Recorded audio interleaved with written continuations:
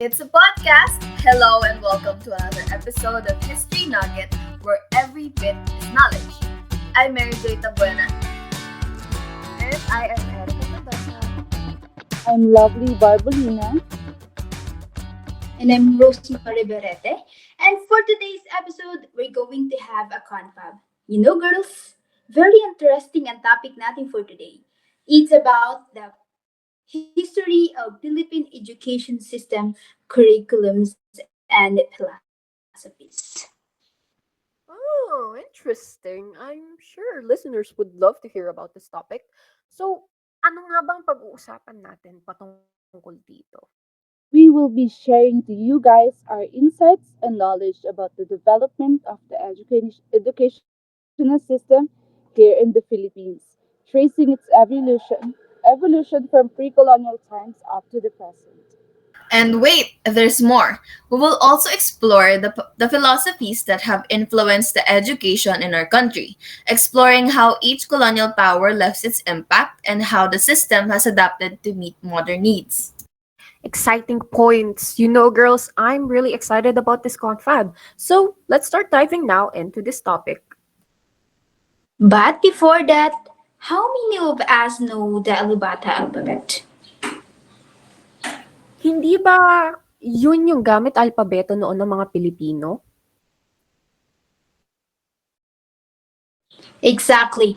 This was used to teach basic literacy. And did you know, guys, that before the Philippines was colonized by other countries, we already had a system about learning?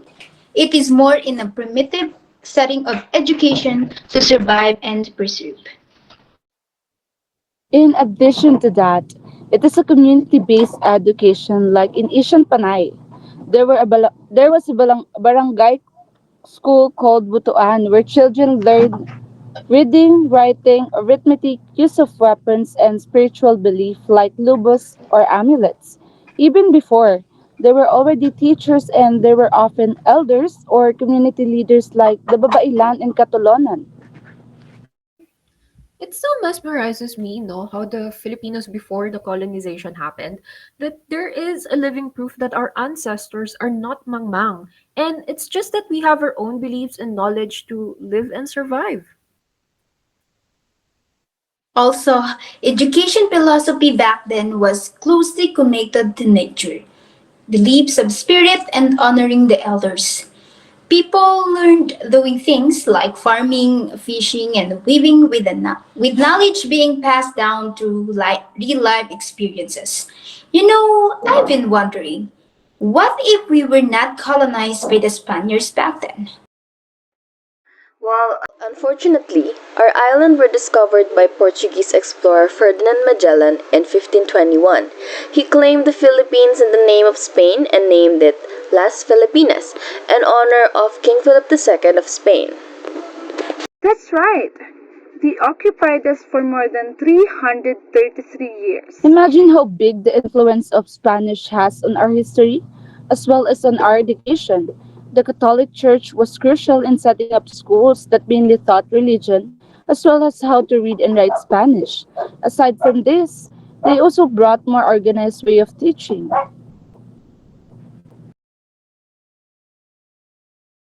Well, as you mentioned, no, the Spanish helped us organize the educational system, and yes, they set up schools to train teachers and created an educational system that went from elementary all the way to college.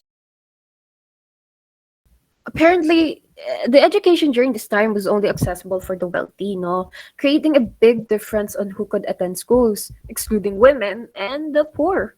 This bias and misogynistic ideas in the 16th century restrict the rights of women and their opportunity for them to learn. Additionally, the dominant philosophy in Spanish colonies was idealism, focusing on moral and spiritual development through Catholic teachings. This educational system also aimed to shape the population into obedient, disciplined subjects that supported colonial control. The Spanish colonization is a nightmare of our Philippine history. But what happened after we claimed our independence?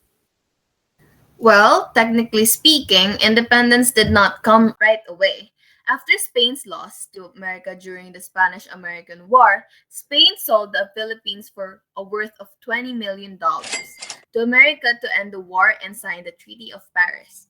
When the Americans took control, education entered a new phase.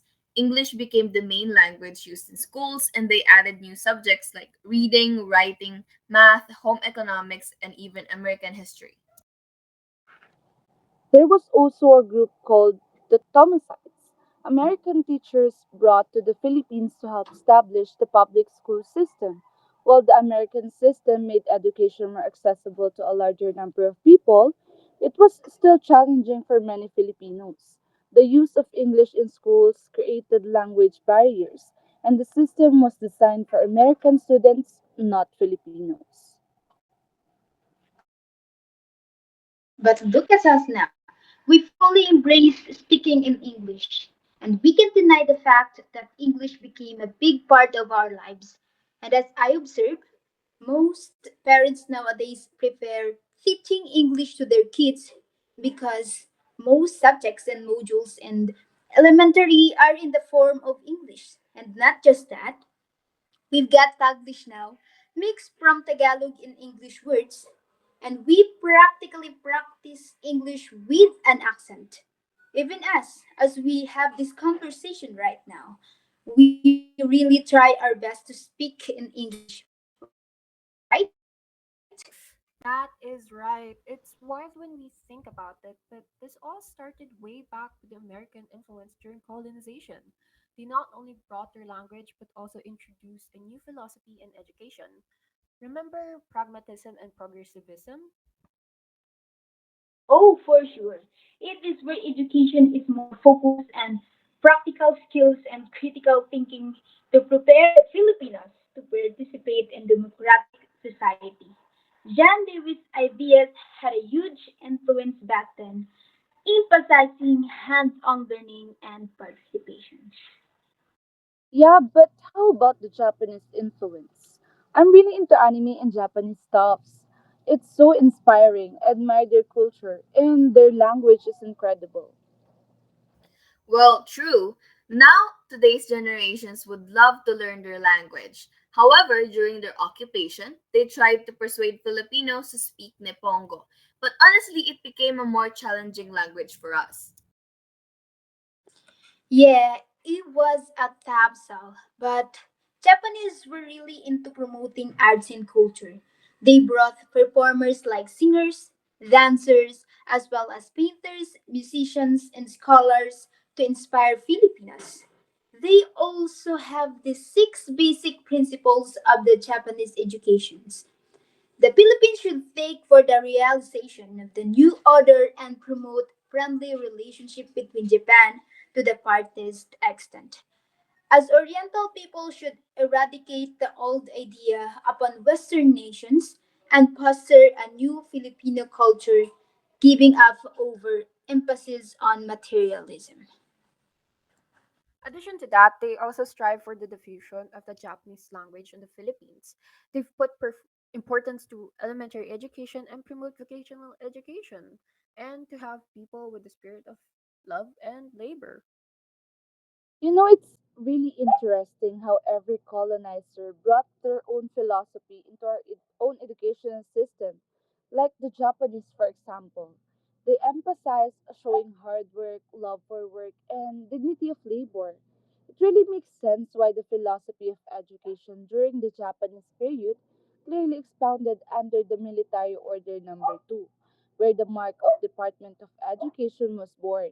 In this period, it was formerly known as Commissioner of Education, Health, and Public Welfare. That was established by the Philippine Executive Commission. Fascinating, right?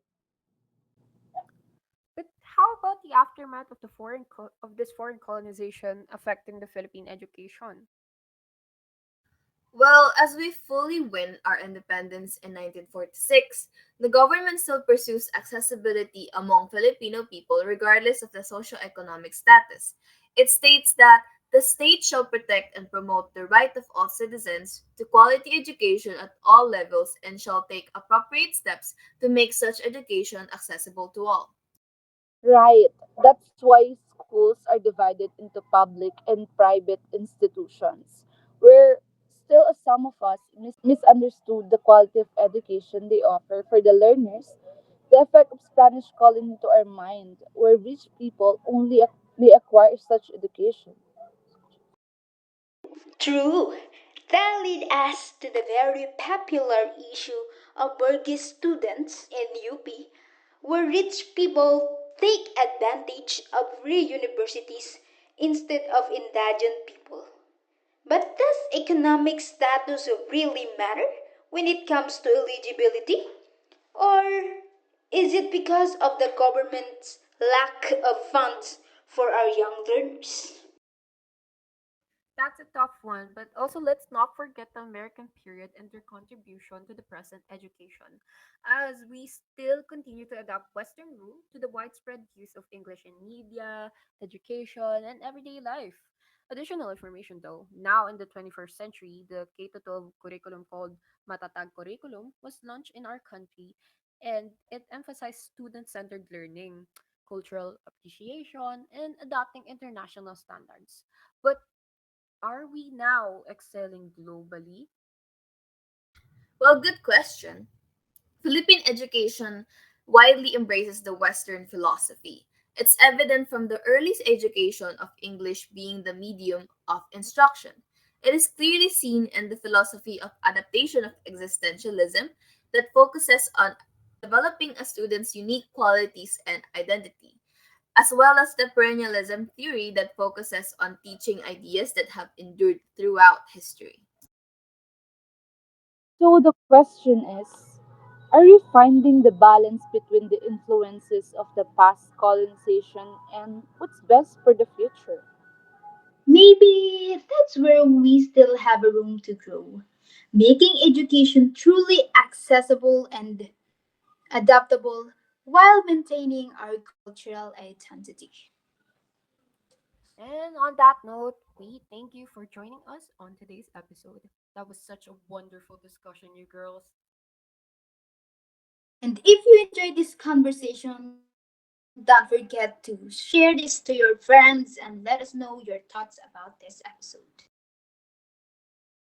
Stay tuned for more episodes. Remember that history can affect us, but we hold the power to shape the future. Thank you for listening, and we'll catch you in the next episode. Bye!